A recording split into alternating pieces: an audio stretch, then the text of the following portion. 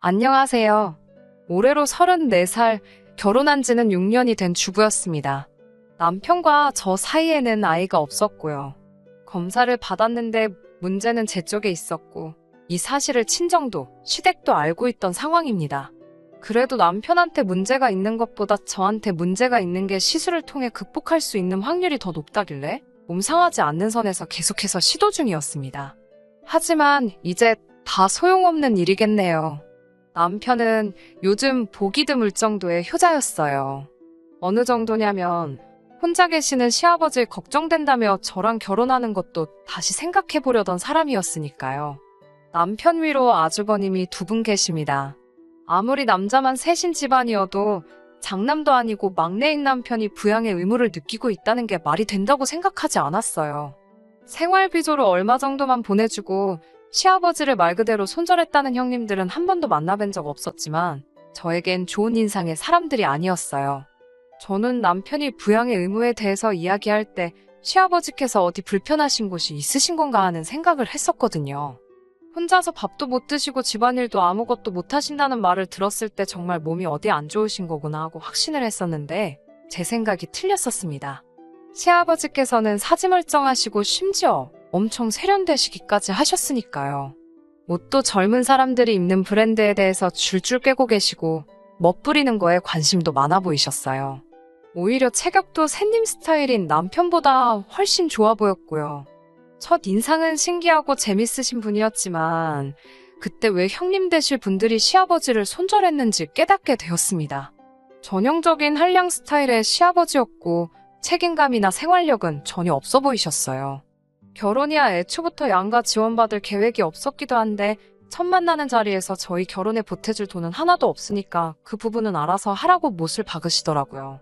그러면서도 결혼하면 첫째네는 자기한테 얼마를 주고 있고 둘째네는 얼마를 주고 있으니 저희가 아무리 막내라도 이 정도는 줘야 하지 않겠냐고 말씀하시며 자기한테 달마다 보내야 할 생활비는 얼마 정도였으면 좋겠다. 이렇게 미리 알려주셨어요.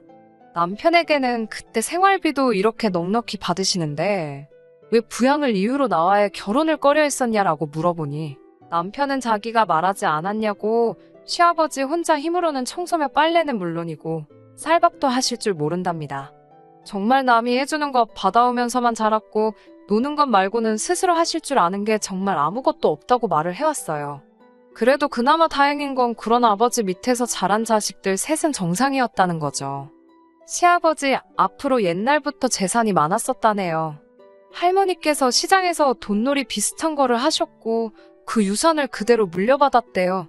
대책 없는 시아버지 생활에 어머님이 도망가시고부터도 그렇게 경제적으로도 모자람 없이 지내왔다고 합니다. 어찌되었든 지금 빈털터리가 된 상황까지 자기들 교육시켜주고 끝까지 책임지신 것에 대한 은혜를 갚아야 한다고 생각하더라고요. 아버님을 처음 뵙기 전까지는 저는 그냥 아프신 몸으로 자식들 훌륭하게 키워낸 그런 분으로만 생각을 했고 남편도 그 은혜에 보답하고 싶어하는 효자라고 생각했기 때문에 그래도 결혼 초반 몇 년간은 제가 모시고 살 생각도 어느 정도 하고 있었어요. 그런데 아버님을 실제로 뵙고 나서는 그 생각이 쏙 들어가게 되었습니다.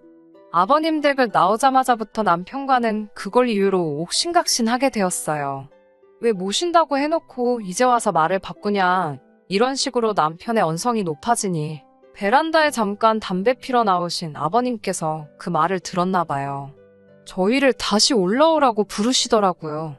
어차피 남편이 혼자 되실 아버님 때문에 결혼을 꺼려한 데다가 집 앞에서 언쟁을 하며 제가 모시기 싫어한다는 사실까지 이야기했고 저도 저런 시아버님과 합가해 모시고 살아야 한다는 생각을 하니 이 결혼이 뒤집어져도 그만이다라는 생각을 했어요. 그래서 그런지 저희를 다시 부르시는데 떨린다거나 두렵다거나 하지 않았습니다. 시아버지는 저희를 앞에 앉혀놓고 말씀을 시작하셨어요. 그런데 시아버지께서 저희에게 꺼낸 말은 참 의외의 말이었습니다. 저는 꼼짝없이 저희 결혼을 반대하려고 하시는구나 생각했거든요. 시아버지가 내 노후 때문에 장가가기를 꺼려하는 거냐라고 물으시며 자기 노후 준비는 생각이 다 되어 있고 준비도 다 되어가고 있으니 걱정하지 말라고 하더라고요. 그리고 저희가 돈만 제때 보내주면 얼굴 안 보고 살아도 그만이라고 첫째나 둘째 형들도 그러고 있지 않느냐고 하셨어요. 오히려 그런 부분에서는 쿨하시더라고요. 아무튼 시아버지 봉양에 대한 문제가 사라지니 결혼 준비는 일사천리로 진행이 되었고 저희는 그렇게 별탈 없이 결혼식을 올리게 되었습니다. 그래도 끝까지 걱정하는 남편의 뜻을 꺾지 못해 신혼집은 그나마 시아버님 사시는 곳에서 그렇게 멀지 않은 곳으로 구하게 되었어요. 남편은 결혼 후에도 청소며 먹을거리며 해주러 아버님 댁에 가고 싶어 했어요. 노후 준비가 다 되어 있다더니 그렇게 긴 텀을 두고 찾아가는 것도 아닌데 매번 갈 때마다 집은 아주 개판이 되어 있고 식사는 다 사서 드시는지 집에는 포장용기만 굴러다니고 있었어요. 저도 어느 정도 도와주겠다고 생각은 했는데 그래도 신혼부부가 매 주말마다 둘이서 시간 보내는 걸 포기하고 아버님 댁에서 청소하고 밥하고 그러는 건 아니잖아요. 너무 스트레스였어요. 둘만 있어도 시간이 아쉬울 판에 매일 하는 집안일에 더불어 아버님 집까지 가서 또 그걸 하고 있어야 했으니까요. 매주 반복되는 지긋지긋한 패턴에 결국 제가 참지 못해 아버님께 준비해 놓으셨다는 노후 준비는 어떻게 된 건지 직접 물어봤습니다. 아버님은 이제 말을 해야겠다는 생각이 들었는지 다음 주에 올 때 남편의 형들까지 전부 다 같이 해서 와달라고 하더라고요. 무언가 중대 발표가 있을 것 같았습니다. 확신에 차 있는 말투는 역시 뭐가 준비해 놓으신 게 있기는 있구나 하는 모양이었어요. 그날 시아버지 댁에 처음으로 온 가족이 모였습니다. 명절에도 안 모인 식구들을 다 만나게 되니 감회가 새롭더라고요. 결혼식 이후로 단 한 번도 본 적이 없었던 형님들까지 전부 도착해 있었습니다. 시아버지가 온 식구들 앞에 발표한 노후 대책은 참으로도 어이가 없었습니다. 각 형제들 앞으로 일단 1,000만 원씩을 달라고 하더라고요. 그럼 그 돈을 가지고 외국에 나가 새 신부감을 찾아오시겠답니다. 말인즉슨 국제결혼으로 재혼을 한다는 말씀이었어요. 그렇다고 거기서 끝나는 게 아니었습니다. 저희가 매달 보내고 있는 생활비를 더 올려서 받아야겠다고 하시더군요. 새 시어머니 되실 분 몫의 생활비에 추가로 그쪽 나라로 매달 송금해야 할 일정 금액이 있다고 하네요. 앉은 자리에서 1,000만 원을 뜯기고 앞으로 보내드릴 생활비도 훨씬 늘어나는 상황에서 그걸 좋아라 하는 사람은 아무도 없었습니다. 애초에 그걸 떠나더라도 아버님 나이가 60이 넘으셨는데 국제결혼으로 재취를 하시는 것부터 찬성할 사람이 어디 있었겠어요? 당연히 그 자리에 있던 사람들 모두 그렇게는 안 된다고 반대를 했습니다.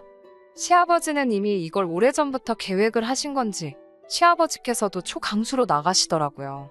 저희들이 반대를 한다면 굳이 강행을 하지 않겠다고 하시면서도 그렇게 되면 자기는 노후 준비가 된 게 아무것도 없으니 매달 보내는 생활비와 더불어 주에 이일씩 며느리들이 돌아가면서 자기 청소도 해주고 밥도 해주는 수발을 들어줘야 할 것이라고 들어누워 우기시더라고요.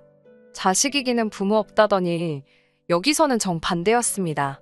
막무가내로 어깃장을 부리는 아버님 고집 꺾을 사람들 아무도 없었고 돈 1,000만 원에 시아버지 뒷바라지에 대한 부담이 영원히 사라진다면 그 값으로 싸다고 형님들이 먼저 생각을 바꾸기 시작했어요. 그렇게 모두의 동의를 얻어내고 아버님은 그달 말에 새 신부를 데리러 간다고 출국을 하셨습니다. 일주일도 안 돼서 다시 귀국을 하셨는데 아버님은 혼자서 돌아오셨어요. 저희는 속으로 아버님이 마음을 고쳐먹고 결혼을 안 하시기로 한 줄 알았는데 그게 아니었네요. 한국에 오려면 한국어 시험을 통과해야지 올 수가 있다고 하더라고요. 빨리 너네 새 시어머니 보여주고 싶은데 아주 마음이 끓는다고 하시는 게 마음을 고쳐먹지는 않으신 것 같더라고요. 그렇게 시아버지의 노후 준비 대책인 외국인 새 시어머니가 오기 전까지 6개월간 남편의 간절한 부탁으로 제가 짬이 날 때마다 아버님 댁 청소와 식사 준비를 도맡아 해야 했습니다. 형님들은 역시 한 번도 오지 않으셨고요. 제가 이걸 왜 하고 있나 싶더라고요. 그래도 6개월만 참으면 이 집과도 영원히 이별이라고 생각하니 그거 하나만 믿고 속으로 꾹꾹 참아내며 했습니다. 그렇게 6개월이 지나 새 시어머니는 한국에 도착하시게 되었고 또 효자인 남편의 오지랖에 저희가 공항까지 데리러 가게 되었습니다. 정말 경악을 금치 않을 수가 없었어요. 제가 그 당시 29이었는데 저보다도 나이가 4살이나 더 어린 시어머니를 처음 봤을 때는 말이죠. 화장은 하나도 하지 않아 수수했는데 오히려 그것 때문에 더 시어머니가 어려 보이기까지 했고 아버님은 사람처럼 보이지도 않았습니다. 의외로 한국말을 잘 배워서 온 건지 의사소통에는 크게 어려움이 없었어요. 간간히 틀리기는 하지만 자기 의사표현 정도는 확실히 할 만큼 배워서 온 것 같더라고요. 무엇보다 이제 더 이상 아버님 신경 쓸 필요 없이 오롯이 우리 둘만의 결혼 생활을 드디어 시작한다는 생각이 들어 기대가 되기까지 했습니다. 그렇게 결혼하고 나서 처음으로 이제서야 결혼을 한 것 같다는 게 실감이 날 정도로 좋은 시간을 보냈습니다. 아버님도 솔직히 나쁜 마음에 시집 보낼 딸뻘 되는 여자와 국제 결혼을 알아본 거라 생각했는데 다시 가장이 되었다는 책임감을 느끼신 건지 얼마 벌이는 되지 않지만 직장도 구하시고 멀리서 지켜보니 나름 알콩달콩 살고 있는 것처럼 보였어요. 하지만 이대로 이 행복한 삶이 유지될 거라 생각했던 제가 바보였네요. 아버님께서 저희를 다시 찾으신 건 1년이 채 지나지 않아서부터입니다. 음식이 입에 안 맞아서 아주 죽겠다고 하시네요. 그래도 새 시어머니는 시집 온다고 요리도 배우고 할 거 다 하고 온 것 같았는데 아버님은 외국 음식 냄새가 나서 입에 물려먹지를 못하겠다고 저희 보고 가끔씩 와서 밥을 해놓으라 하시네요. 남편은 난감한 표정으로 또 저한테 양해를 구하려 하고 있고 저도 참을 만큼 참았으니 이번만큼은 양보를 못하겠더라고요. 그렇게는 할 수 없다. 돈을 더 쓰든 상관없으니 식사도 챙겨주는 가사 도우미를 구하던지 반찬 가게에서 반찬을 사날르던지 그거는 너가 알아서 할 일이라고. 나는 다른 형님들처럼 더 이상 아버님과 관련된 일에서는 손을 떼겠다 했습니다. 그동안 제가 얼마나 시달려왔는지는 남편도 지켜봐왔고 또 이렇게 된 상황에서 제게 양해를 구하려고 했으니 제가 어느 정도로 진심이었는지는 말하지 않아도 알았을 거예요. 하지만 그 효심이 어디 가지는 않는지 결국 일주일에 한 번 자기가 직접 반찬을 사다 나르기로 했습니다. 차라리 그때까지 차오르는 효심의 끝까지 자기 아버지 포기하지 못하는 남편을 놓아주었다면 이런 꼬라지를 볼 필요도 없었을 텐데 말이지요. 반찬만 전해주고 오던 남편은 언제부터인가 아버님 댁에 가면 귀가하는 시간이 늦어지기 시작했습니다. 반찬만 사서 전해주고 오는 게 뭐 일이 오래 걸리냐 물으니 남편은 언제까지 반찬을 사다 줄 수는 없으니까 라고 말하며 새어머니한테 반찬 만드는 법을 가르쳐주고 있다고 말을 하더라고요. 집에서도 평소에 살림 하나 안 하는 사람이 무슨 요리를 가르쳐주냐고 따졌지요.